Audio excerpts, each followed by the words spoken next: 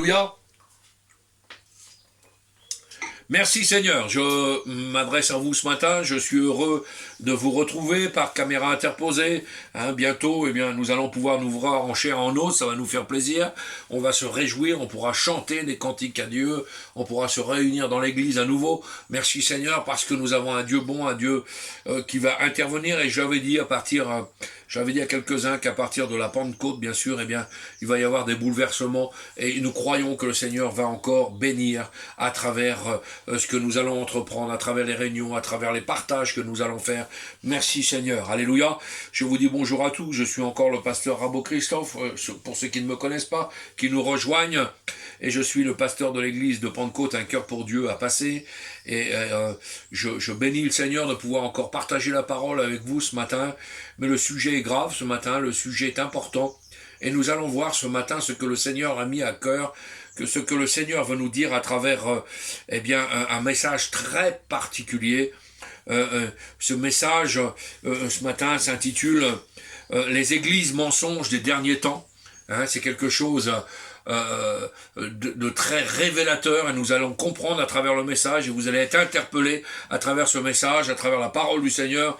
Le Seigneur va nous démontrer par A plus B que ces églises sont existantes, que ces églises sont les églises de la fin des temps, et que nous sommes dans la fin des temps. Alléluia, le Seigneur vient nous chercher bientôt, merci Seigneur. Mais nous sommes dans ces fins des temps, nous l'avons prêché, nous l'avons étudié, la génération des fins des temps, nous avons étudié les signes de la fin des temps.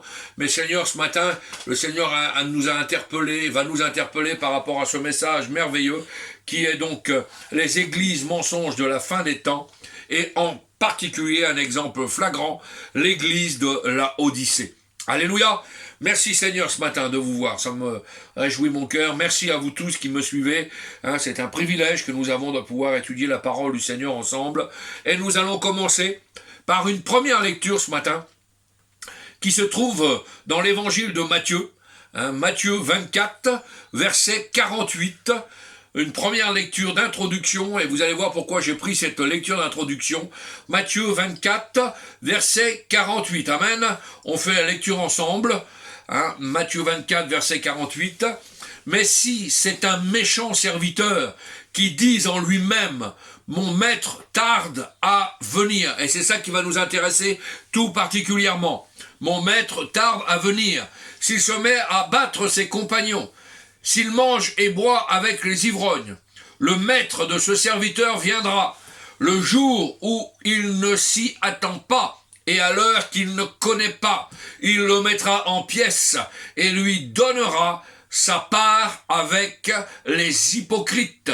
C'est là qu'il y aura des pleurs et des grincements de dents. Amen. Merveilleux texte d'introduction, et vous allez voir que j'ai choisi ce texte d'introduction parce qu'il colle parfaitement avec le style d'église que nous allons voir ce matin. C'est quelque chose qui est indissociable. Ces serviteurs-là font partie de certaines catégories d'église, et nous allons voir ça ensemble ce matin. Frères et sœurs, nous le savons, nous l'avons prêché, nous l'avons vu, nous l'avons réalisé, nous l'avons constaté qu'à l'heure actuelle, à l'heure où nous sommes, dans les temps de la fin, nous vivons dans une génération tiède. Alléluia.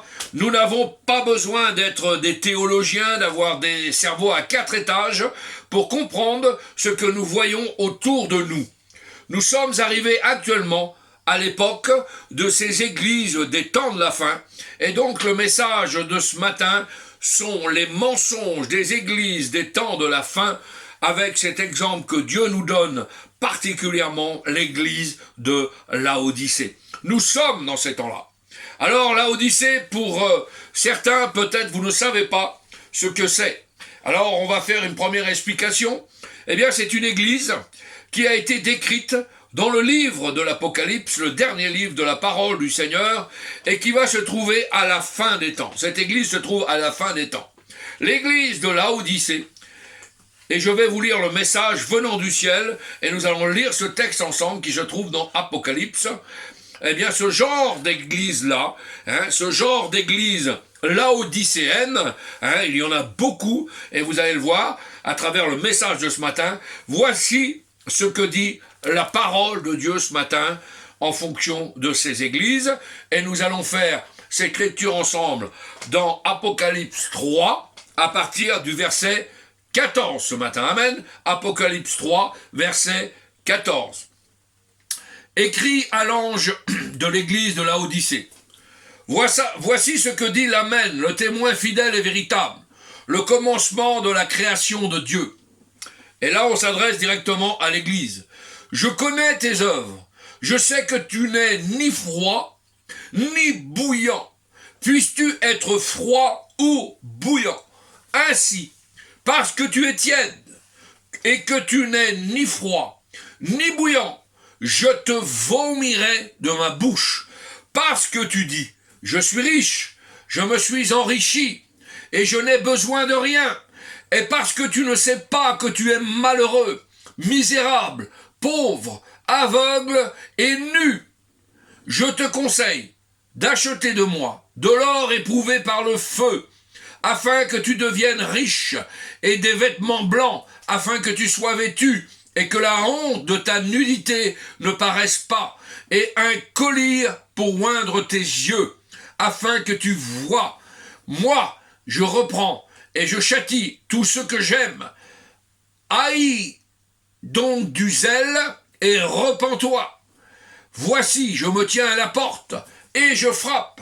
Si quelqu'un entend ma voix et ouvre la porte, j'entrerai chez lui, je souperai avec lui et lui avec moi. Celui qui vaincra ce matin, amen, je le ferai asseoir avec moi sur mon trône, comme moi j'ai vaincu et je me suis assis avec mon Père sur son trône. Que celui qui a des oreilles ce matin entende et que ce que l'Esprit dit aux églises. Alors, vous allez voir ce matin que le message n'est pas un message tendre, mais c'est un message qui vient de la part de Dieu. Une petite parenthèse. Quand le Seigneur, verset 18, dit par exemple d'acheter du collyre pour oindre les yeux, pourquoi il dit ça? Parce que, pour vous resituer le contexte, à l'époque de Laodicée, il y avait donc une école médicale qui fabriquait du collyre spécial. C'est pour ça que on dit à cette époque-là, le Seigneur dit, un collyre pour oindre tes yeux afin que tu vois. Alléluia, ce matin, c'est un petit détail qui a son petite importance. Alors, que nous dit la parole de Dieu?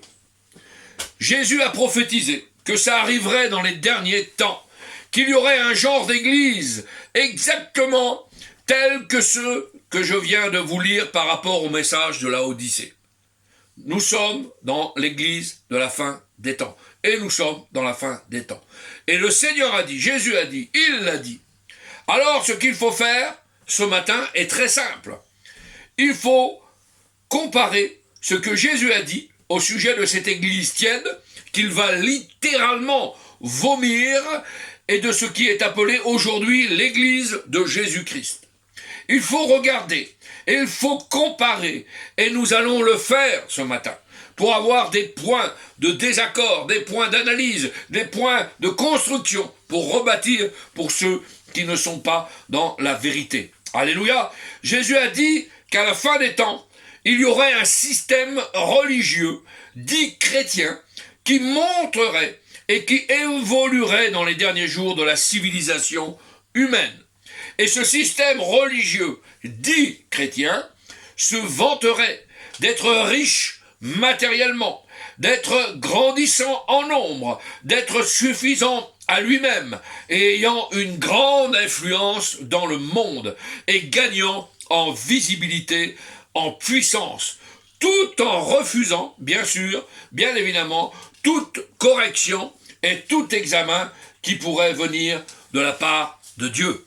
Et en plus, ce système religieux chrétien tordrait les Écritures, falsifierait les Écritures, diluerait la parole de Dieu. Je suis riche, je me suis enrichi, je n'ai besoin de rien, même pas de Jésus. Puisqu'il est à la porte, vous avez bien vu dans le texte, Il est à la porte et il frappe à la porte de cette église. Et de l'extérieur. Puisqu'il a quitté ce système religieux chrétien. Imaginez-vous, qu'est-ce que prêche à l'intérieur de ces églises le pasteur? Qu'est-ce que prie à l'intérieur de ces églises ces chrétiens? Le Seigneur Jésus frappe à la porte. Cela veut dire que il n'est pas dit comme dans la Bible, 2 ou 3 réunis en mon nom, je suis au milieu de vous. Jésus est donc à l'extérieur de ces églises. Et type de Laodicée. Et il peut le dire ce matin. Est-ce qu'il y a quelqu'un à l'intérieur qui entend encore ma voix? Quand reviendrai-je? Trouverai une aussi grande foi. L'arrogance, l'orgueil, la vantardise des chrétiens supposés, sans aucun discernement, annoncent actuellement qu'il y a une église forte, nombreuse, une église de puissance dans les derniers jours, et cette église va devenir de plus en plus glorieuse. C'est le message. Et en plus, ils disent et enseignent que cette église de la fin des temps va dominer le monde et soumettre le monde, et que ce sont eux qui vont faire en sorte de ramener le retour de Jésus-Christ. Vous imaginez un petit peu? Ce sont eux qui vont le faire.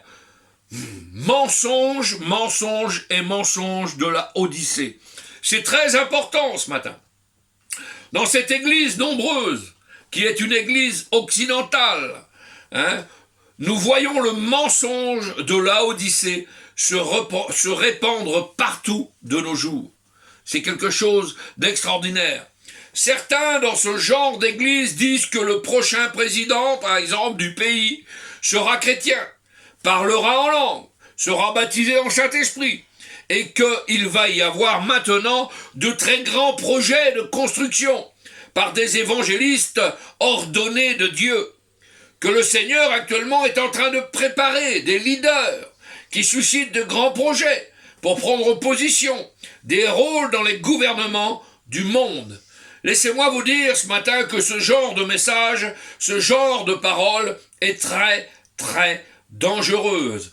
C'est un langage de Laodicée, un langage d'une église. N'oubliez pas ce que dit le Seigneur au sujet de cette église, qui va être littéralement vomi de la bouche de Dieu. Alléluia. Ils feront partie, bien évidemment, tous ces braves gens, quand ils vont comparaître devant ce grand trône immense de ceux qui diront: Seigneur, Seigneur, n'avons-nous pas chassé les démons? N'avons-nous pas fait beaucoup de miracles? Et le Seigneur de leur répondre: arrière de moi, je ne vous ai jamais connu. Cette église, disent-ils, à la fin des temps, va prendre les rênes du gouvernement. Et nous le voyons de plus en plus aujourd'hui, que beaucoup d'églises à travers l'Amérique du Nord, l'Amérique du Sud, l'Afrique et même l'Europe aujourd'hui, certaines églises font des relations, font des compromis avec l'État, avec les systèmes politiques. Par exemple, au Brésil, vous avez des président brésilien qui a été élu grâce aux églises évangéliques. Donald Trump est soutenu par les églises évangéliques. Mais quel type d'église? Et en Afrique, pareil. Au Congo, vous avez, par exemple, des églises évangéliques qui soutiennent les systèmes politiques. Mais quel genre d'église? Sont-ils doctrinaux? Sont-ils à la gloire de Dieu? Nous allons le voir ce matin. Il y aura pour eux des leaders. Vous imaginez un petit peu? Des chefs remplis du Saint-Esprit, disent-ils encore, qui vont passer des lois, qui vont pouvoir balayer l'avortement, la pornographie, le crime. Ce sont eux qui vont légiférer, parce qu'ils seront dans les places, pour eux, supposément gouvernementales. Et ils disent aussi dans ce milieu de la Odyssée que Dieu a suscité à la fin des temps des églises puissantes pour prendre la domination maintenant. Laissez-moi vous dire ça, que c'est une fausse doctrine, et que cette fausse doctrine s'appelle, le royaume maintenant, et c'est prêché. C'est une fausse doctrine qui a été véhiculée à partir de l'Amérique du Nord, par exemple, entre autres, par Kenneth Hagin. et tant d'autres. Le royaume maintenant, la domination sur le monde. L'Église qui dit Jésus ne peut venir maintenant parce que il faut que l'Église domine le monde entier avant. Vous imaginez un petit peu l'erreur doctrinale? Une fois que ce sera fait, alors le Seigneur pourra revenir. Mensonge et mensonge. Ce n'est pas ce que je lis dans les Écritures. Et nous allons le voir ce matin. Alléluia. Soyons des Béréens, scrutons les Écritures quand nous avons un doute sur une église, sur une appartenance à une fédération quelconque, sur une appartenance à un mouvement quelconque. Référez-vous toujours aux Écritures. Je peux vous mentir, un serviteur de Dieu peut vous mentir, une fédération peut vous mentir. La Bible, la parole de Dieu, ne vous mentira jamais. Par l'onction du Saint-Esprit, il vous fera comprendre les profondeurs, la largeur et la puissance de l'Écriture. Alléluia! L'élément principal de conception du royaume de Dieu sur terre maintenant, disent-ils, eh bien ce sera un règne juste, parfait, englobant toutes les nations. Et ces églises-là vont même se servir des Nations Unies. Sous ce règne, disent-ils, toute injustice, toute oppression, toute guerre, tout conflit vont cesser. Les méchancetés dues à la pauvreté ne seront plus connues. Et tous les hommes, finalement, vont habiter dans la paix, dans la prospérité, comme de bons frères ensemble. Bisous, bisous, vous avez compris, hein, tout ça. Et ça va être formidable. Et Jésus, à ce moment-là, quand tout sera comme ça, alors, eh bien, nous pourrons déclencher l'ordre et Jésus pourra revenir. C'est l'Église qui va faire revenir Jésus-Christ. Imaginez-vous, beaucoup aujourd'hui de supposés chrétiens se vantent, ils se glorifient en disant « Nous sommes arrivés, on est arrivés, nous sommes des millions d'évangéliques dans le monde, nous avons maintenant des chefs populaires, des chefs charmants, des chefs agréables, des gens qui savent bien, très bien parler. Et ils ont l'argent, en plus, merveilleux. Ils ont l'expertise. Et un grand nombre vont continuer à se joindre. Et c'est nous, l'Église, qui allons prendre le contrôle du monde. Une question nous est posée ce matin. Est-ce que Jésus nous enseigne cela? Je répète la question. Est-ce que c'est ce que Jésus nous enseigne ce matin? Certains pasteurs disent, nous allons, où nous sommes, la plus grande église de telle ou telle région, de tel ou tel pays, de tel ou tel continent. Nous sommes la plus grande des missions. Nous sommes la seule vérité. Hein, tous les autres sont perdus. Il n'y a que nous qui sommes sauvés, vous avez compris. Nous sommes que dans la puissance du nombre. Et on va le voir ensemble. Parce que les nombres disent quelque chose ce matin. Les nombres montrent la puissance et l'influence. Et en voulant bâtir la plus grande église, pour ces gens-là, cela va aider, bien sûr, à la moralité et à faire la volonté de Dieu sur le pays. Laissez-moi vous dire ce matin que c'est tellement orgueilleux, c'est tellement criard, aussi criard que cela, aussi arrogant que cela, aussi insolent que cela, aussi insultant et prétentieux. Cette église-là, riche matériellement, arrogante, orgueilleuse, convoite maintenant le pouvoir politique. Comme nous n'avons pas réussi à amener un véritable réveil, nous sommes, pour ces gens-là, bien sûr, tellement petits, tellement bas, nous n'avons pas réussi à amener un véritable réveil spirituel, style Jonas à Ninive, vous connaissez les Écritures, où des gens pleurent, reviennent vers Dieu, se repentent véritablement de leurs péchés, comme tout véritable réveil devrait se faire. On veut même nous donner des leçons sur le réveil. Comme nous n'avons pas réussi à voir encore cela, alors évidemment, on va maintenant tourner ailleurs. Se tourner ailleurs. On va prendre les rênes du gouvernement. Il faut que nos jeunes étudient à l'université, en théologie, etc., etc. Et puis finalement, il faut que nos pasteurs, que nos jeunes administrateurs d'église se fassent élire comme tout d'abord des petits maires de ville, ensuite dans des gouvernements, et les gouvernements vont devenir des présidents des pays entiers, etc. Et ils vont pouvoir éradiquer le mal, le péché. Et ensuite, une fois que tout cela sera sous contrôle, Jésus pourra revenir. Tiens donc! Tiens donc! Ça a l'air tellement pieux. Beau programme. Ça a l'air tellement spirituel. Chers amis, ne vous y trompez pas ce matin. J'aimerais vous dire que cependant, il nous manque une chose dans ces milieux-là. Une chose qui manque beaucoup aujourd'hui. Et là, je m'adresse aux serviteurs de Dieu. Je m'adresse aux pasteurs. Je m'adresse aux responsables d'église. Ce qui manque ce matin pour dénoncer ces choses abominables, c'est le doigt accusateur des vrais hommes de Dieu, des véritables prophètes de Dieu. Il manque la parole de sentinelle véritable du Seigneur. Et cela est remplacé aujourd'hui par autre chose dans ces églises-là. Aujourd'hui, on ne fait plus en priorité des cours théologiques sur la parole du Seigneur. On ne recherche pas l'onction, on ne recherche pas le Saint-Esprit. Non, aujourd'hui, j'ai vu dans certaines écoles bibliques, on cherche à faire du marketing, on cherche à faire de savoir comment ça va fonctionner, taper tel type de clientèle, taper tel type de clientèle. Laissez-moi vous dire que Jésus n'est pas venu pour faire du marketing. Jésus n'est pas venu pour faire, cibler. Non, Jésus est venu pour les malades. Il est venu pour les aveugles. Il est venu pour les boiteux. Il est venu pour les paralytiques.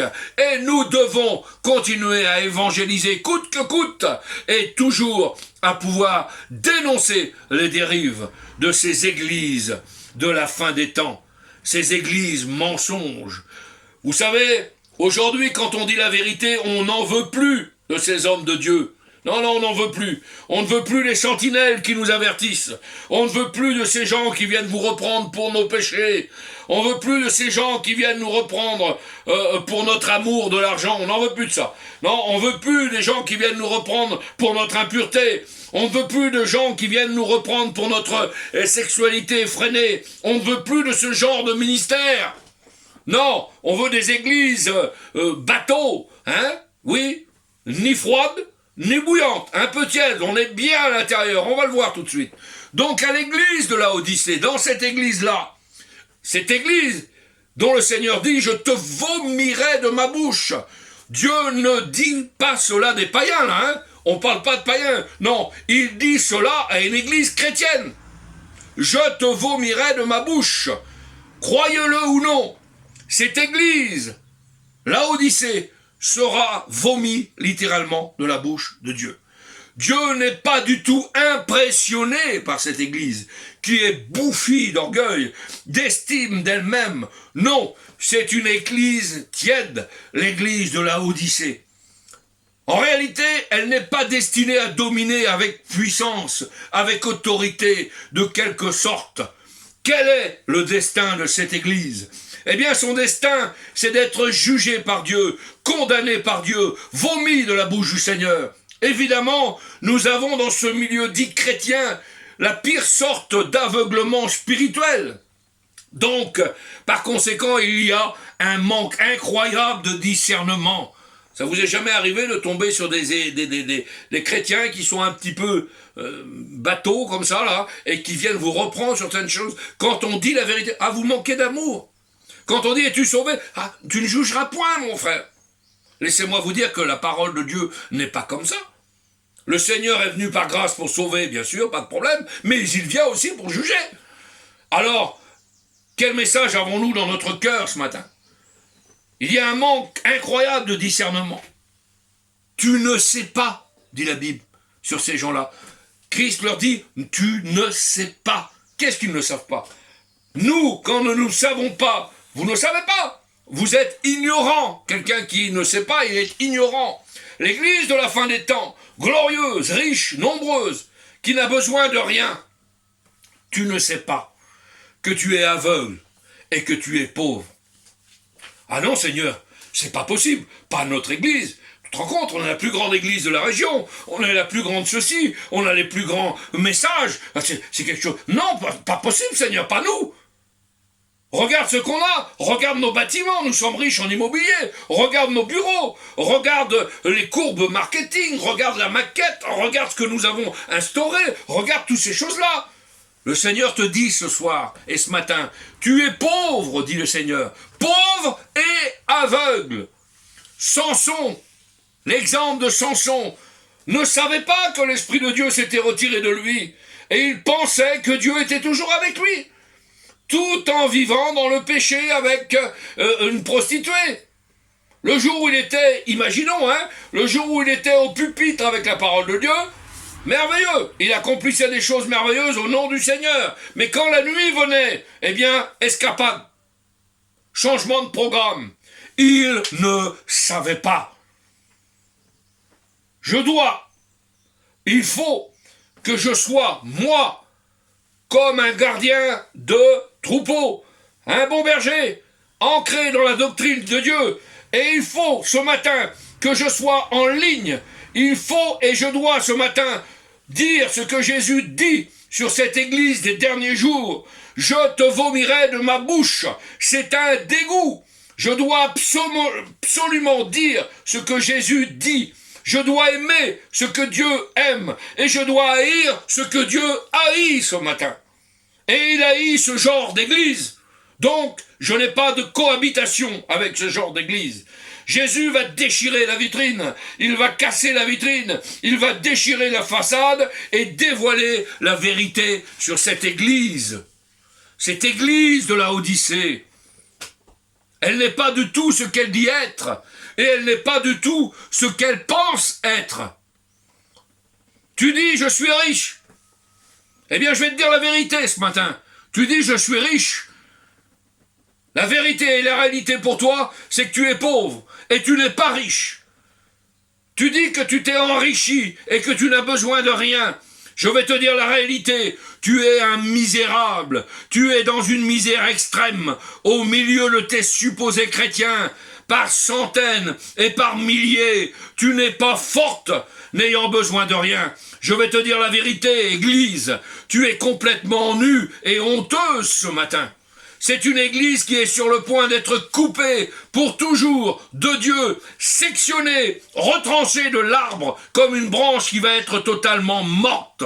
Cette église de la Odyssée n'a pas des nouvelles révélations en réalité sur les vues profondes de la parole de Dieu. Elle est aveugle. Dieu dit elle est aveugle. Elle n'est pas le véhicule de Dieu pour dominer sur la terre. Non, elle est l'objet de sa colère. Elle est l'objet de son mépris. Elle est l'objet de son dédain. Elle est l'objet de son dégoût. Tu n'es ni froid ni bouillant. Tu es tiède. Tu es entre les deux ce matin.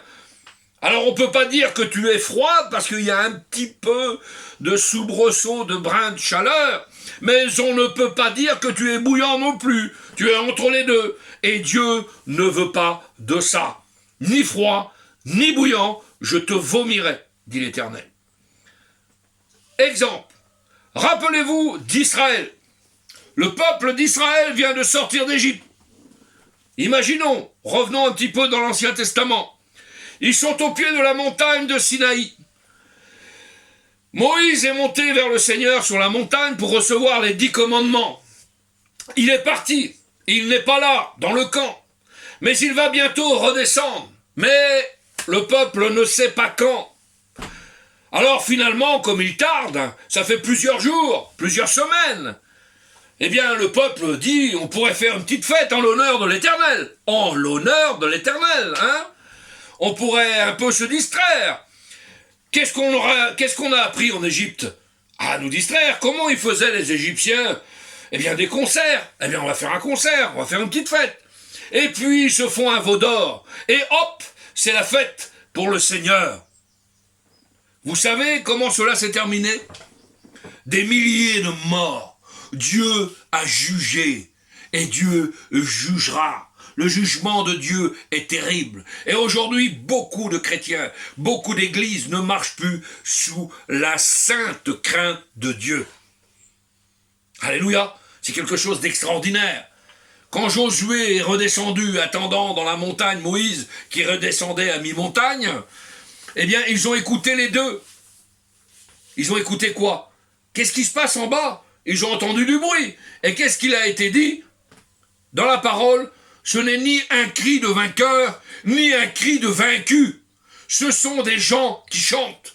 Des gens qui chantent, qui font la foire, qui font la fête. Et vous savez comment cela s'est terminé? Comme pour l'église de la Odyssée. Je te vomirai de ma bouche. Alléluia. J'aimerais vous dire ce matin que l'église de Dieu, la vraie, l'authentique, c'est un reste persécuté, triomphant et en même temps méprisé par ce monde. Et cette église laodicéenne pouvait être certaine que Dieu a un peuple qui appartient à lui dans ces derniers jours. Il est quelque part. Ce peuple reste saint. Il reste séparé. Il reste méprisé et il reste persécuté. Le monde vous hait. Je l'ai dit à Samuel Peter Smith hier en échange de SMS. Un encouragement. Je lui ai dit, tu sais mon frère, tu t'étonnes que certains politiques aujourd'hui dans ce monde bombardent les évangéliques, bombardent ton église. Mais c'est tout à fait logique mon frère. Si tu cherches l'amour dans ce monde, il n'y a pas d'amour. Encore bien moins dans les derniers temps que nous sommes. Un reste que nous sommes. C'est un reste saint, un reste séparé, un reste méprisé et un reste persécuté. Le monde vous hait. Sachez, regardez bien ce que dit Jésus, sachez qu'il m'a haï avant vous. Si le monde vous aime ce matin, et si vous aimez l'esprit de ce monde, eh bien laissez-moi vous dire que vous n'êtes pas dans la bonne église. Le véritable, la vraie, vous êtes dans l'église de la Odyssée. À la Odyssée, on aimait le monde et l'esprit du monde. Mais Dieu, au milieu de tout ça, a un reste véritable. Dieu dit, je bâtirai mon église et les portes de l'enfer n'auront pas la victoire sur elle ce matin. Alléluia. Et ce reste qui est saint, ce reste qui est vrai, ce reste-là marche dans la lumière et jouit d'un grand discernement, d'un très grand discernement. Merci Seigneur. Ce sont des gens fidèles qui comprennent l'enjeu, qui comprennent la bataille, qui voient ce qui se passe, comme Daniel le prophète hébreu en disant « Ceux à la fin des temps qui auront l'intelligence de Dieu comprendront, ayant de l'intelligence ce matin, la compréhension, le discernement à la fin des temps. » Il y a deux sortes d'églises, deux sortes de profils qui marchent côte à côte. L'église du genre Philadelphie et l'église du genre Laodicée. À Philadelphie, c'est une église qui a très peu de pouvoir, très peu d'influence sur ce monde, parce que Dieu a peu de puissance. Mais tu as gardé ma parole. Alors Dieu te dit, je vais te garder ce matin. L'autre, l'église mondaine, l'église des derniers jours, l'église de la Odyssée, la parole de Dieu a disparu totalement. On utilise superficiellement la parole du Seigneur le dimanche matin. On va faire croire aux gens que l'on est encore une église chrétienne, alors on vient avec sa Bible, et puis on essaye de sortir quelques versets. C'est pour cela qu'on se retrouve avec des pasteurs d'étiquette, des pasteurs autocollants, des pasteurs qui ne croient même pas en Dieu, puisqu'ils ne sont pas convertis. Et là, on se trouve face à des orateurs, face à des gens qui lisent très bien, qui ont un beau dialogue, mais qui n'ont pas l'onction du Saint-Esprit sur leur vie. Parce qu'ils ne sont pas animés, parce que, ces serviteurs de Dieu-là sont comme dans cette église. Le texte de Matthieu 24 que nous avons lu tout à l'heure. La Odyssée, c'est ça. Mais le reste vivant, alléluia, combattant, alléluia, victorieux, merci Seigneur, triomphant, les véritables chrétiens, les authentiques, ils voient l'église mondaine de la Odyssée au travers des yeux de Jésus Christ. Christ. Voyons les églises, voyons les Écritures à travers les yeux de Jésus ce matin. Est-ce que Jésus nous explique? Ils comprennent cela, ils savent, ils ne sont pas séduits par la grandeur, par la pompe de cette église prostituée. La religion populaire, ah oui. L'église véritable est vraie et invisible, et elle est repentante, elle vit dans la repentance. L'église victorieuse est une église qui marche sur ses genoux. L'église vraie désire le royaume de Dieu et le retour de Jésus-Christ le bien-aimé le plus tôt possible. Cette église attend, et elle attend, comme il est écrit dans Romains 8, aussi même la création attend avec un désir ardent la révélation des fils de Dieu. Et il est dit maintenant en nous-mêmes, nous soupirons, Seigneur, nous soupirons en attendant l'adoption, la rédemption de notre corps. Et il est dit au verset 25, mais si nous espérons ce que nous ne voyons pas, nous l'attendons avec persévérance. Amen. Nous attendons le Seigneur. Et il peut revenir avant la fin même de ce message, n'importe quand. On n'attend pas que l'église prostituée prenne le contrôle gouvernemental du monde entier. Jamais de la vie, jamais de la vie. Ces gens seront en connivence avec le faux prophète de la grande tribulation. Et nous avons besoin de savoir ces choses ce matin. Qu'est-ce que cela veut dire? Attendre. Qu'est-ce que cela veut dire attendre? Cela veut dire guetter. Cela veut dire compter sur. Nous désirons. J'ai été prié pour un malade l'autre jour, et quand je suis arrivé dans sa maison, elle attendait. Elle attendait, nous avions pris rendez-vous.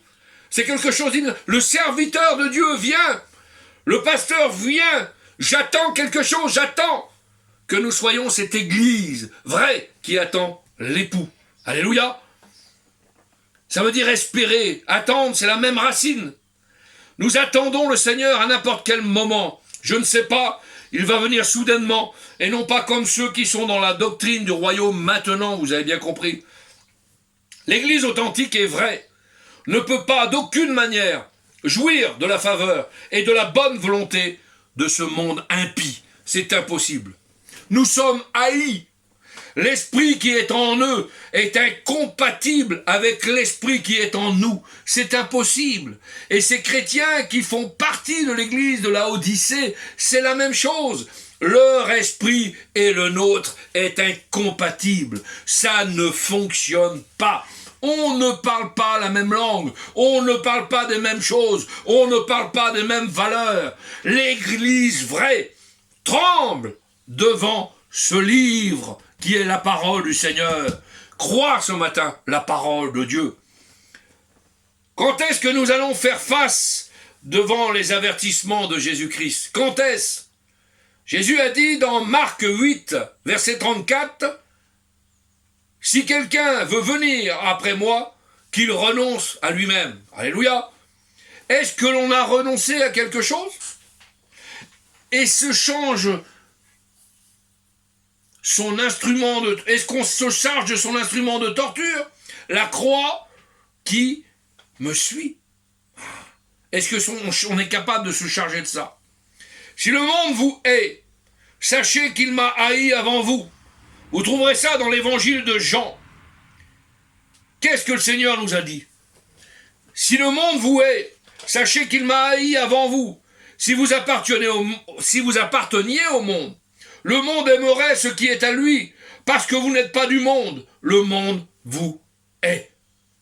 Et nous avons dans ce message une église qui est aimée par le monde, l'église de la Odyssée, et qui aime le monde. Et pour eux, c'est le message, c'est l'épanouissement personnel, c'est le destin. Ils ont tout un langage de prédication avec des différents caractères des personnes. On veut réunir tout le monde ensemble. C'est l'écuménisme exacerbé. C'est un mélange des genres. Tout le monde est beau, tout le monde est gentil, tout le monde est merveilleux. C'est une grande soupe populaire, vous avez bien compris. C'est l'église de la Odyssée. Et parlant de ce qui arriverait aux chrétiens dans les derniers jours, le Seigneur a dit quoi? Avant tout cela, avant tout cela. On mettra la main sur vous, on vous persécutera, on vous livrera avec vos synagogues, on vous jettera en prison. Cela ne correspond pas du tout au message de l'église de Laodicée. On vous mènera devant les rois, devant les gouverneurs, à cause de mon nom, c'est ce que j'ai partagé hier. Peut-être même il y aura des procès faits à cette église-là de Mulhouse. Eh bien, quelque chose ne m'étonne pas. La Bible nous le dit, on vous mènera devant les rois, devant les gouverneurs, à cause de mon nom, vous serez livrés même, et là on va rentrer dans la profondeur de l'écriture, avec des choses concrètes. Vous serez livrés même par vos parents, même par vos frères, même par vos proches. Notez ce que Jésus dit dans ce passage. Parents, frères, proches, et par vos amis. Oui, les amis sont capables de vous livrer, de vous trahir. Vous êtes peut-être un peu trop droit sur la doctrine, vous êtes un petit peu trop ceci, un peu trop cela, trop pointilleux. Alors on ne vous aime pas, vous avez compris, puisque vous dites la vérité. Vous savez, j'ai pour l'habitude de dire que le proverbe du monde qui dit que toute vérité n'est pas bonne à dire. Laissez-moi que quand on est chrétien, quand on est serviteur de Dieu, quand on est gardien d'un troupeau, toute vérité est bonne à prêcher.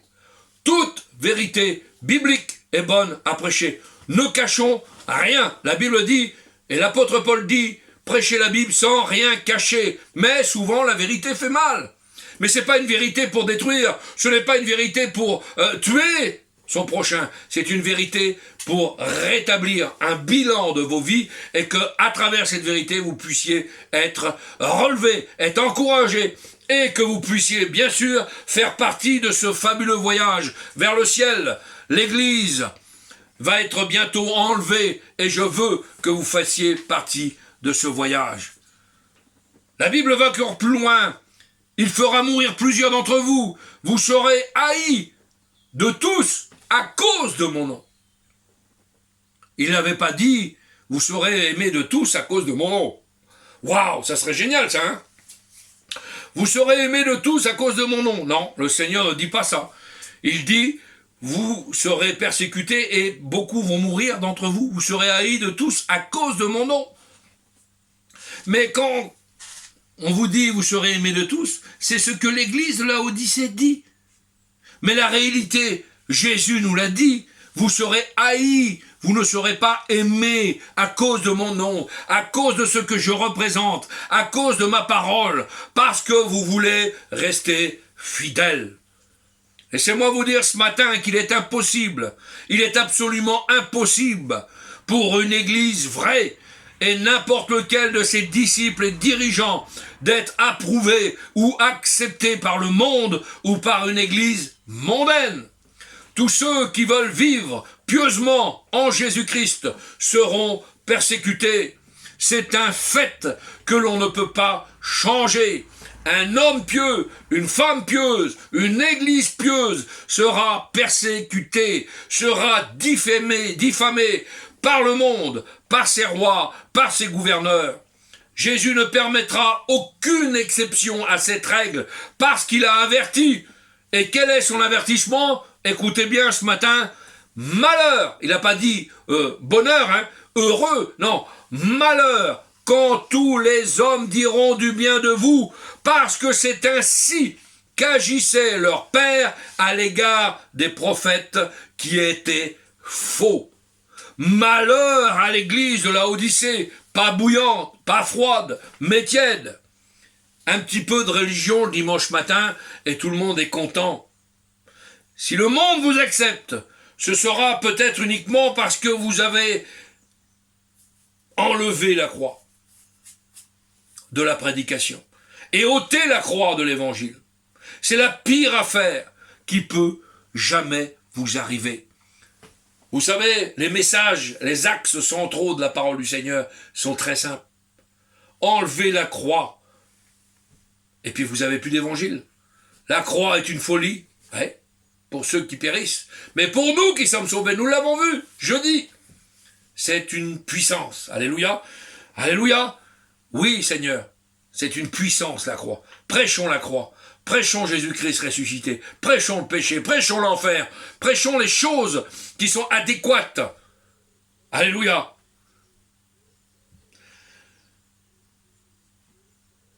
Que représente la croix? La croix représente une vie crucifiée, une vie à part, une vie sanctifiée, une vie propre, une vie pure, une vie authentique, vêtue dans la vérité de tout ce qui est pur. Que tout ce qui est vrai ce matin, tout ce qui mérite l'approbation, soit l'objet de vos pensées, et le Dieu de paix alors sera avec vous. Je veux que Dieu soit avec moi, alors il faut que je sois pur, il faut que je sois vrai, il faut que je sois authentique dans ma vie personnelle. Pendant plus de 2000 ans, l'Église de Jésus-Christ a été rejetée. Pendant plus de 2000 ans, l'Église authentique de Jésus-Christ a été persécutée. Le sang de millions de martyrs qui ont été rejetés, leur sang crie encore depuis le sol de la terre qui a été rougi par leur sang. Pendant des siècles, des hommes et des femmes de Dieu, conduits par le Saint-Esprit, ont brûlé sur des bûchers, ont été sciés, ont été torturés. Des véritables hommes et femmes de Dieu ont été chassés comme du gibier, comme des animaux. Nos frères et nos sœurs, relisez ce livre, Hébreux chapitre 11, ces géants de la galerie de la foi. La Bible nous parle de ces gens-là. La Bible les traite de héros, les héros de la foi. Il est dit, d'autres subirent les mêmes crimes, le fouet, les chaînes, la prison. Ils furent lapidés, sciés, torturés. Ils moururent, tués par l'épée, etc., etc. Vous avez cette description dans Hébreux 11. C'est arrivé. Merci Seigneur que nous avons des belles maisons, nous avons un toit sur la tête, c'est merveilleux, chacun a ce qu'il a, mais nous avons ces petites choses-là. Merci Seigneur, parce que Dieu a voulu que nous les ayons, mais peut-être qu'un jour nous serons dans une caverne, nous serons chassés, et ne disons pas Seigneur, mais tu es où Seigneur? Tu fais quoi Seigneur? Qu'est-ce qui se passe Seigneur? Vous savez, Dieu est avec David quand il est dans la caverne, mais il est aussi avec David quand il est dans le palais royal de Jérusalem. Dieu est avec nous chaque jour, chaque instant, chaque seconde, si nous lui appartenons et que nous faisons sa volonté ce matin. Tout peut arriver, tout peut nous arriver. Rien ne m'étonnerait dans le monde où nous vivons. Alors qu'au contraire, l'église de Laodicée est une église qui ne veut pas souffrir. Elle n'a besoin de rien. Même pas, et surtout pas, de Dieu et de ses conseils. Alors, pour terminer le message de ce matin, dois-je croire que maintenant Jésus a changé sa pensée? Dois-je croire que maintenant Jésus a décidé de terminer les temps avec une église tiède, avec une église riche, avec une église gâtée, avec une église dorlotée, avec une église orgueilleuse, avec une église vantarde, centrée sur elle-même? Eh bien, la parole est claire. Je te vomirai de ma bouche. Alléluia. Ce matin, vous avez compris que la démonstration de ce que veut nous dire le Seigneur ce matin, cette démonstration par la parole de Dieu, que ces églises-là sont les églises mensongères des derniers temps et que nous devons à tout prix éviter les églises de ces derniers temps. Nous devons être libres, conduits par le Saint-Esprit. Nous devons faire partie d'assemblées qui tiennent la route, qui sont ancrées sur la doctrine, qui partagent le message, qui ne font pas de compromis avec le monde, qui ne vont pas, au lieu d'aller évangéliser en ville, mettre des prospectus politiques dans les boîtes aux lettres. Non et non. Un chrétien fidèle, un chrétien vrai, un chrétien authentique attend le retour glorieux du Seigneur, et en attendant son glorieux retour, il est un ouvrier attelé à la charrue de Dieu. Nous l'avons prêché, première prédication de cette année, attelé les deux mains à la charrue de Dieu et devons travailler tant qu'il fait jour en attendant son glorieux retour. Évangélisons, partageons la parole du Seigneur, témoignons, bombardons la parole du Seigneur. Oui, parce qu'il viendra un temps où la porte de l'arche sera fermée. Et ce temps-là, nous devons l'utiliser et le mettre à contribution pour l'œuvre de Dieu. Et non pas pour le monde. Le monde doit être notre ennemi. Nous devons regarder le monde comme de la boue, comme Dieu l'a regardé. Et nous devons, Seigneur, nous atteler à cette tâche que le Seigneur nous a confiée. Soyons des soldats, Seigneur, qui ne s'embarrassent pas des choses du monde ce matin. Soyons des ouvriers qui n'aient pas à rougir face à l'œuvre que Dieu nous a donnée. Ne soyons pas des chrétiens faibles, des chrétiens frêles, des chrétiens d'étiquette. Soyons des vrais disciples de Dieu ce matin. Alléluia, on prie le Seigneur ce matin ensemble, si vous le voulez bien, pour finir cette réunion. Gloire à Dieu. Merci.